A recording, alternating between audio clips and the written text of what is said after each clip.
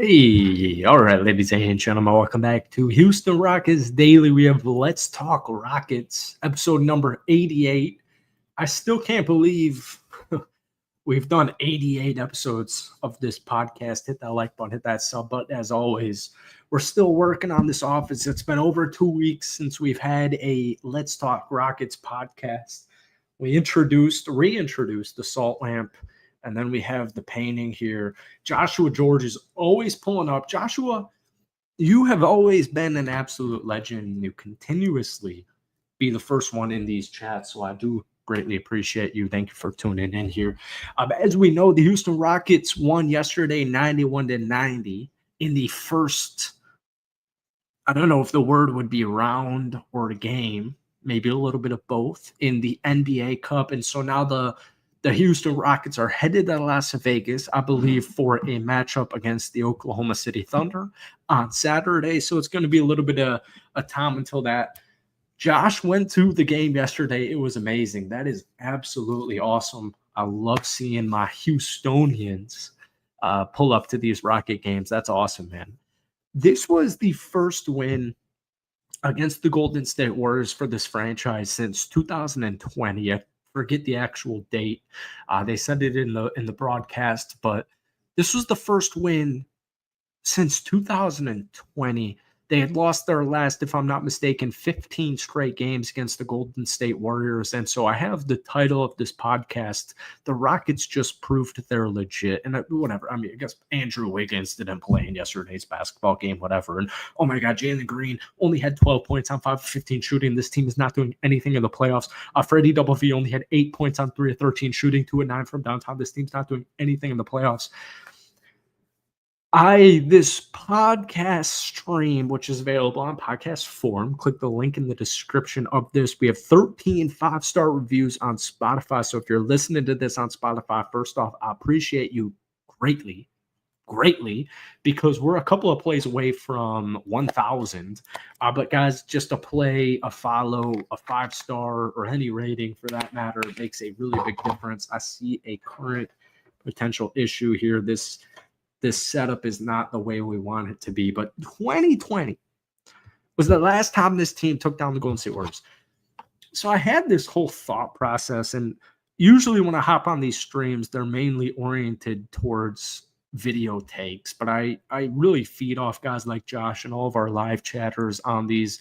I apologize, man. Our last stream was like a week and a half ago, or 2.5 weeks. So it really sucks. First off, Thanksgiving exists, but as you guys know, I do my main NFL stuff on Will Upton, and this year's been super weird. People don't really watch it, and unfortunately, or fortunately, now that is my full-time job, or it has been, and the Houston Rockets is more of a just kind of fun thing. No one thinks about. I don't think about money when I'm making these live streams, but sometimes, man, priorities, and I don't like it, but.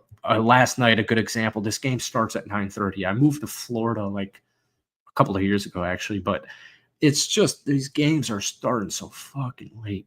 So I've been on a Twitter spree, and if you guys want to check out my Twitter, the link's down below. It's JelStroYT. So I know that's confusing. Just check the link down below because I'm on a Twitter spree, specifically with the Houston Rockets, and I get into some issues specifically late at night, maybe if I've had a pop or two, about there's a lot of just guys on Twitter specifically, because I'm not watching Rockets YouTube or Instagram or whatever.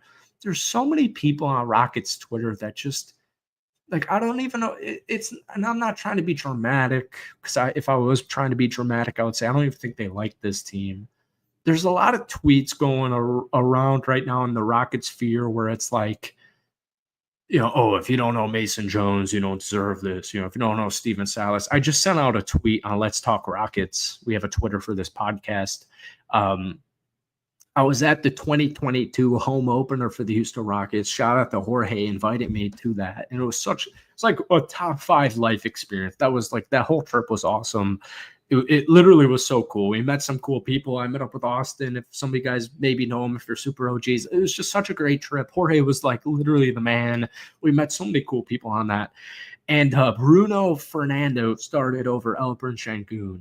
in that basketball game less than 3 years ago. And I'm a little bit, I'm not even older. I'm 25 years old. I was born in 1999. And it really some type of combination of upsets slash frustrates slash angers me.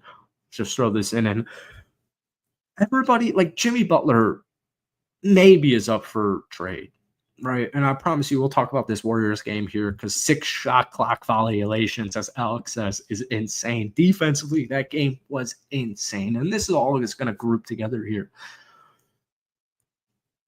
If you sat through the Houston Rockets' last 3-ish years, where Steven Silas gets hired and James Harden is still a member, and their biggest additions are like John Paul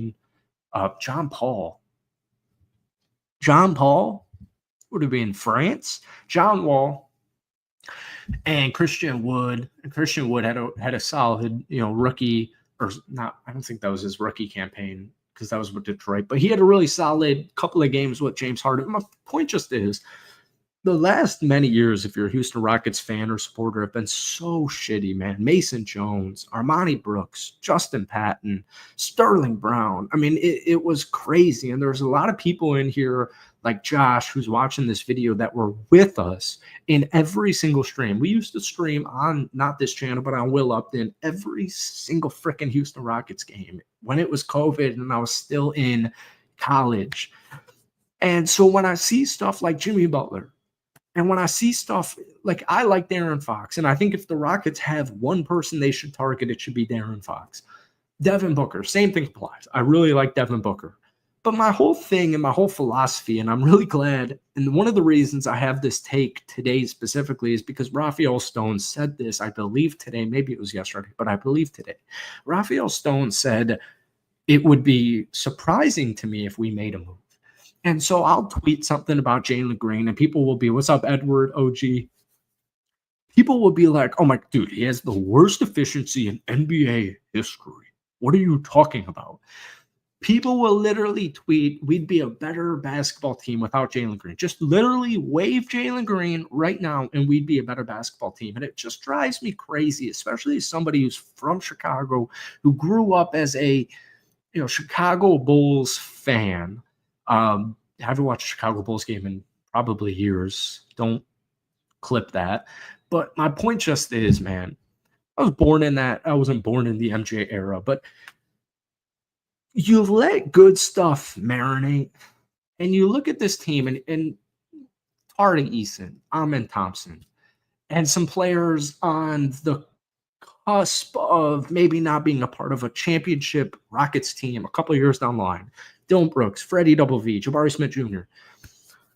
I'm really glad Rafael Stone said today that we don't plan on making any moves, because I think the sports world, this era, moves way, way too quickly. And I saw something of some girl on ESPN made fun of went at Stephen A. Smith earlier today on TV, saying, because all these guys on talk shows, and some of you guys know, we used to do a daily live NBA show. You have to have an opinion. You always have to have an opinion, and it gets exhausting. Is LeBron James done in LA? Like, I don't know. I don't care. I'm going to enjoy it. I'm just going to watch basketball. And that's my thought process when I watch the Houston Rockets. Is Jabari Smith Jr. a part of this, core 7? I don't know.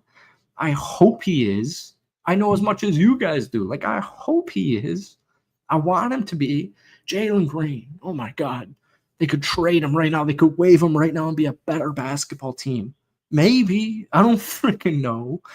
But all I know is a couple of nights a week or one night every week, I enjoy watching Jalen Green ball his freaking ass off. So my point is, I'm a little bit old schooler in the sense of, why would I trade Jae'Sean Tate for, second round pick in 2032 right now? Because that makes sense because I'm a Twitter GM.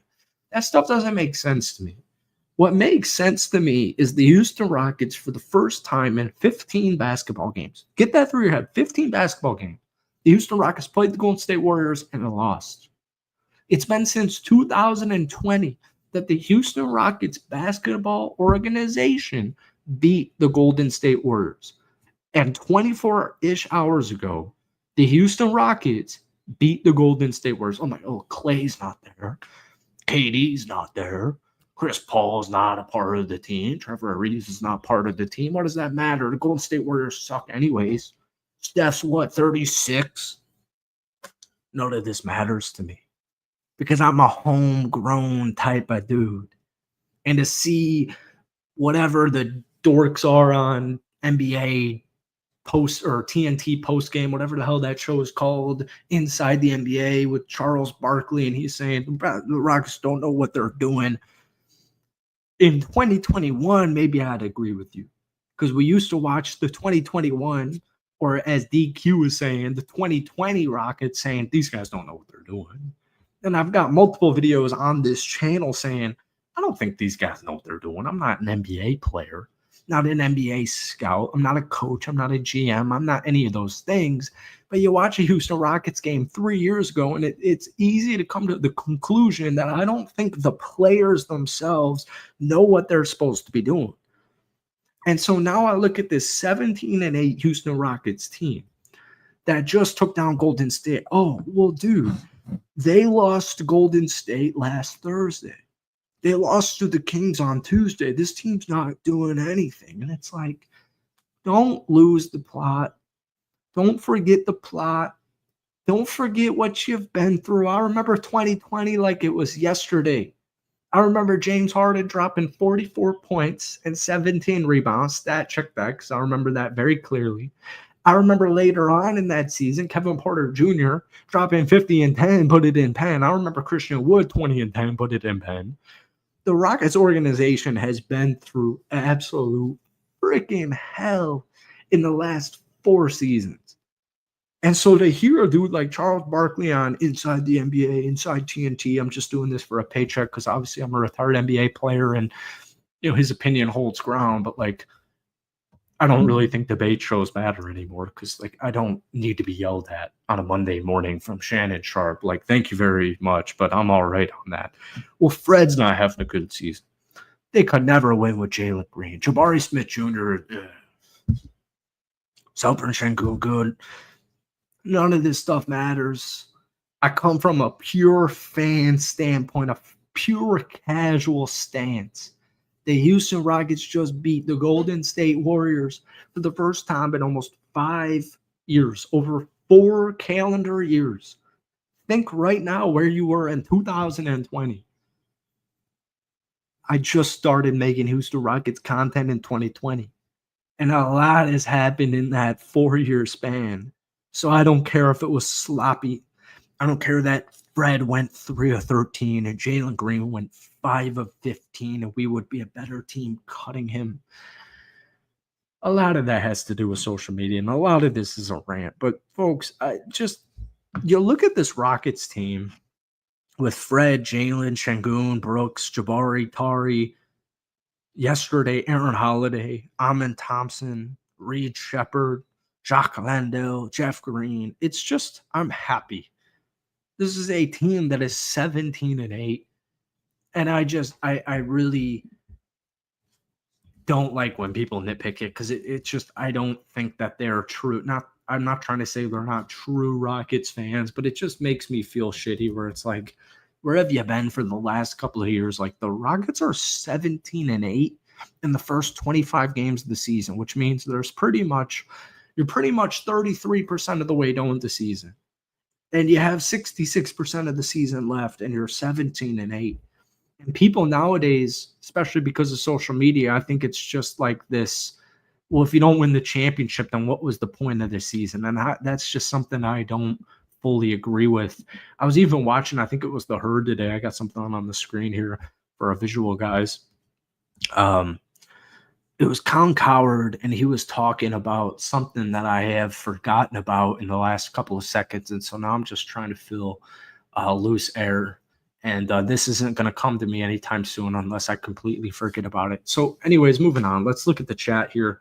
Keep chatting. We got 5 dudes in here. I appreciate all you guys tuning into these. We've been doing this for a very long time. We're 88 in.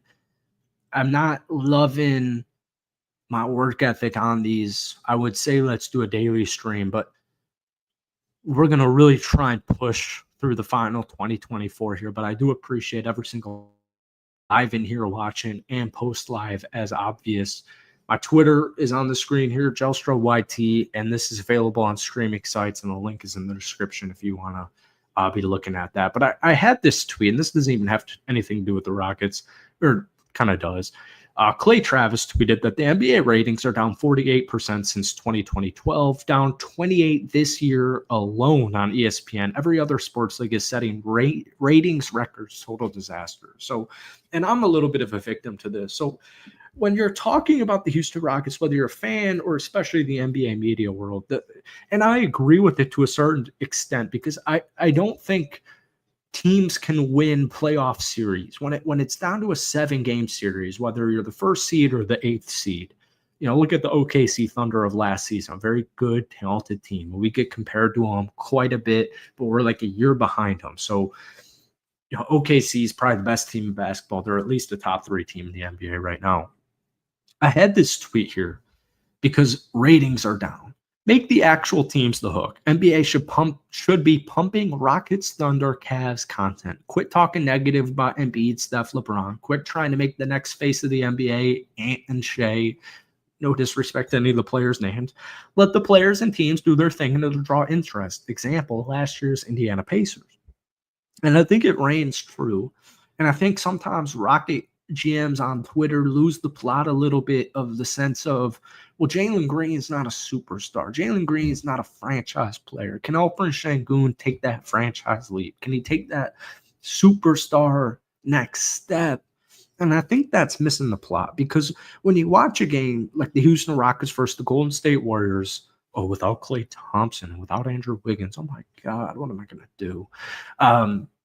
We watch a game like that with the implications of, first off, it's the NBA Cup, and I do think the NBA Cup is extremely lame, and I think it's extremely boring. I really like the idea, and I think they've done a very adequate job, and I think when you watch an NBA Cup game and you get into the NBA Cup, it is interesting. But for a casual, random NBA viewer who's working in the day, he's got a wife or kids or girlfriend or whatever at home, I don't think that they really know what's going on in the NBA Cup. And I think the Rockets are really good representation of what the new NBA era should look. Because if you weren't a Rockets fan, you would have no idea who Amen Thompson is really until this season, even if you watched a little bit of it last year.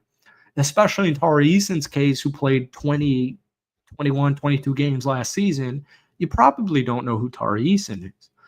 But if you're a Rockets fan and you know who Amen Thompson and Tari Eason are, well, that makes the story that much sweeter, and it makes this season that much sweeter. Tari Eason last night, 9 points, 7 rebounds, 4-7 from the field, 1-1 from downtown, and only 24 minutes. Amen Thompson, 10.6 rebounds, 3 assists, 5-7 from the field. He had 1 steal, 2 blocks, finished as a +6 in only 29 minutes.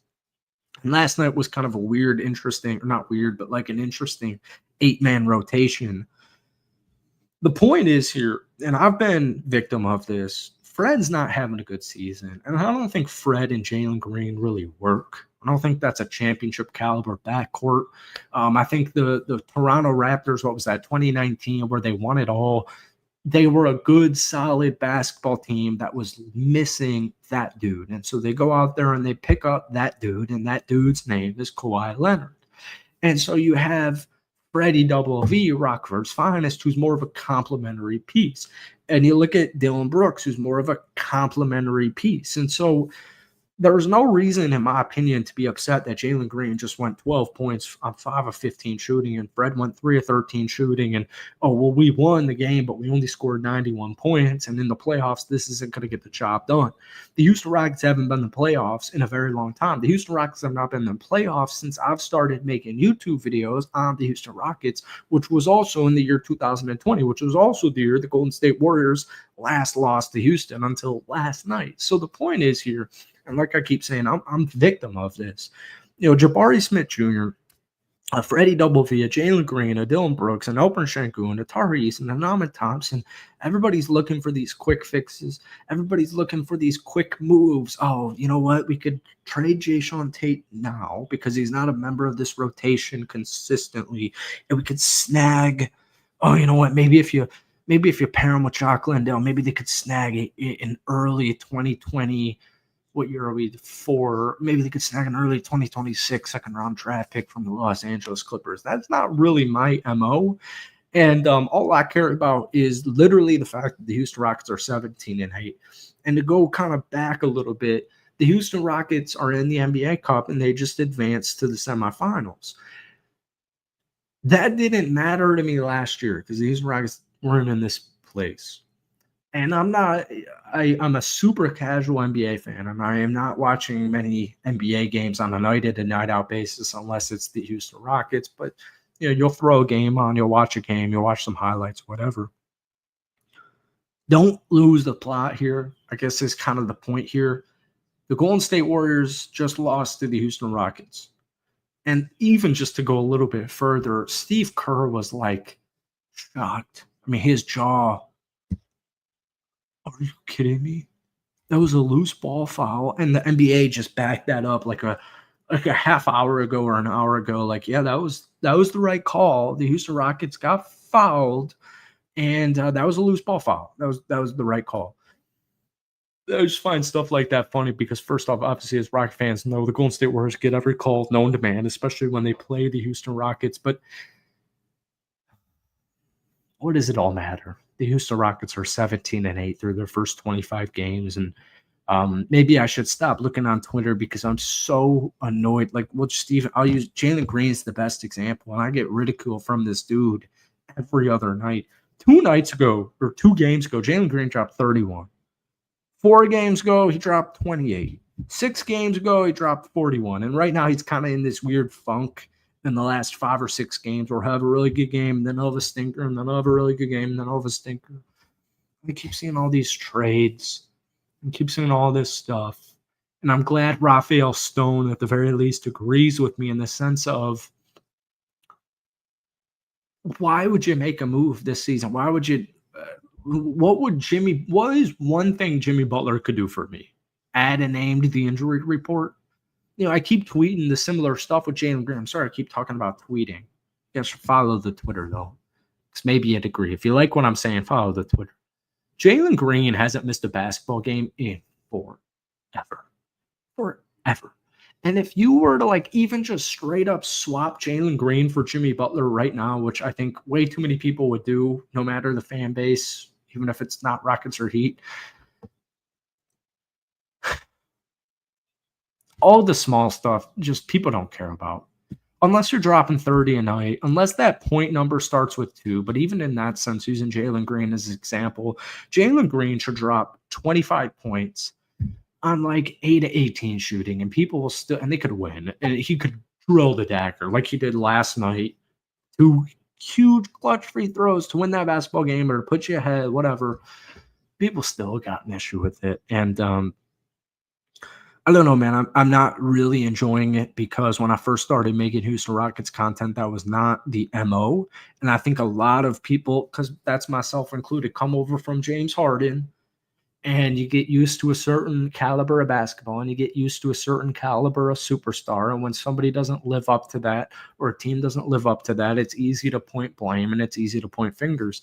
And I am extremely accountable because there have been numerous games where I wonder why Dillon Brooks is on this roster. And there have been numerous games where I wonder why Fred VanVleet was brought in to be the starting point guard for the Houston Rockets 2 years ago. And I even use Chris Paul as a prime example. I get in way too many Twitter debates where it's like, this guy sucks. And it's like, that's fine. I don't think Jalen Green sucks. I think he's inefficient most of the time. But then I look at a dude like Fred, and I'm like, I don't really know what Fred's doing for me outside of he made a huge 3 last night. I just don't really know why Jalen will get all the ridicule, or I guess I do know why. And you can just look at a guy like Fred and just use your eyes of basketball. The Cleveland Cavaliers, for the last 3 seasons, one of the best, if not the best record team in the NBA right now. I've watched this team. What's up, HB? We were talking about you a couple of minutes ago. You watch a Cleveland Cavaliers team 3 years ago in the last 3 years, and you're thinking, this doesn't make sense to my eyes. My eyes don't really make sense of this. Donovan Mitchell is a really good basketball player. Darius Garland's a really good player. Evan Mobley's got some intrigue. Don't know what they're doing. Still don't know what they're doing at small forward, but Jared Allen's a dog. They got a really solid basketball team. And all it takes is Cleveland to make the NBA Finals, and people will be like, oh, well, it's actually a really good team. And people are probably saying that about this team right now. And so the NBA and sports are moving so quickly, and it just moves very fast. It's very fast-paced, the game itself. And things change, man. You used to think a couple of years ago, oh, we got to figure out a way to take down the Milwaukee Bucks. How do we stop Giannis? You build the wall. Build the wall, right? Well, all right, Nikola Jokic, and they win the championship. And it's like, all right, maybe rim protection. Maybe if we get a little bit bigger, maybe that's the way to beat him. And then Derek White and the Boston Celtics come around with the oldest, freaking big men on planet Earth outside of KP. And it's like, all right, now how do we figure out how to beat Jason Tatum and Jaylen Brown and Derek White and the Boston Celtics? So I do think this team is very different than any team you've seen in recent memory. And I don't think the Houston Rockets are going to win the championship. Going to my head right now, I don't think the Houston Rockets are winning this year's NBA Finals. But I do think when you zoom out and you look at this team in a whole and you use context and you look at where this team was in the last 4 years, you look at where this team was this time last year, you look at the team last year and you compare it to this year, and it's a very similar roster. I think you'd have to be extremely happy if you zoom out, look back at the last couple of seasons, look at what the Houston Rockets are doing right now. Oh, Jabari's inconsistent. Dillon Brooks inconsistent. Sengun's inconsistent. Fred's inconsistent. Jalen Green's inconsistent. Well, the Houston Rockets are 17-8.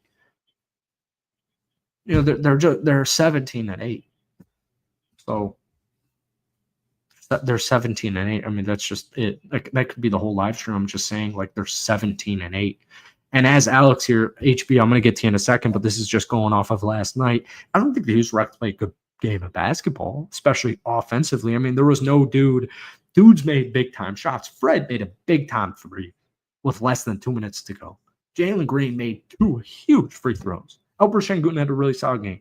Dillon Brooks had a couple of nice buckets. Jabari Smith Jr. had a couple of really nice buckets.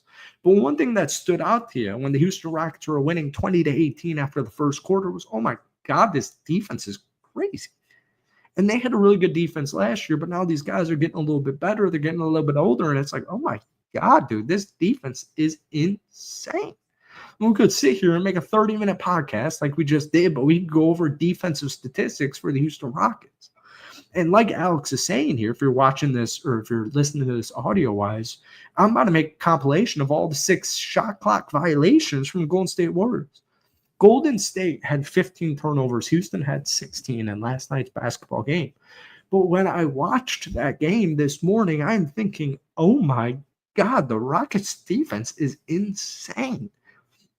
And Houston had a 6-second, or they had a shot clock violation. Sorry, they had a shot clock violation at some point in that fourth quarter, and that happens in every basketball game, whatever. But specifically the first quarter, I think there were like 3 in the first quarter. There had to be 1 in the second. There had to be 1 in the third and the fourth. And it just was crazy. You don't see teams like Golden State, and I know they've had some turnover issues, so maybe that's contradictory, but you don't see teams like Steph Curry led, Steve Kerr, like Golden State Warriors having like over 2 or 3 shot clock violations. Like, you don't see that ever. When does that ever happen? And so I'm watching this game this morning of last night's game where they take down Golden State, and I'm just realizing, like, Jesus, dude, this defense is crazy. And so if this win wasn't enough to prove to you that they're legit, which I understand it, be a little bit hesitant. It's a hot start. Houston got off to, I don't remember what they were, 25. If anyone knows what they were, 25 games in 2023, let me know.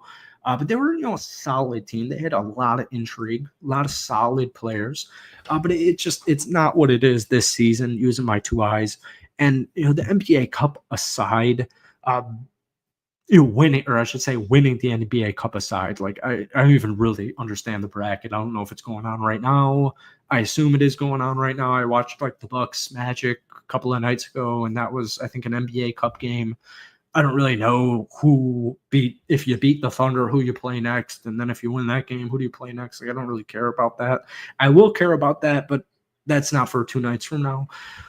a win against Oklahoma City in Las Vegas would go a very long way. But my point just kind of was with this whole stream. I think this win really, really made a statement because they haven't won in 15 games and they haven't won in almost 5 years against one franchise.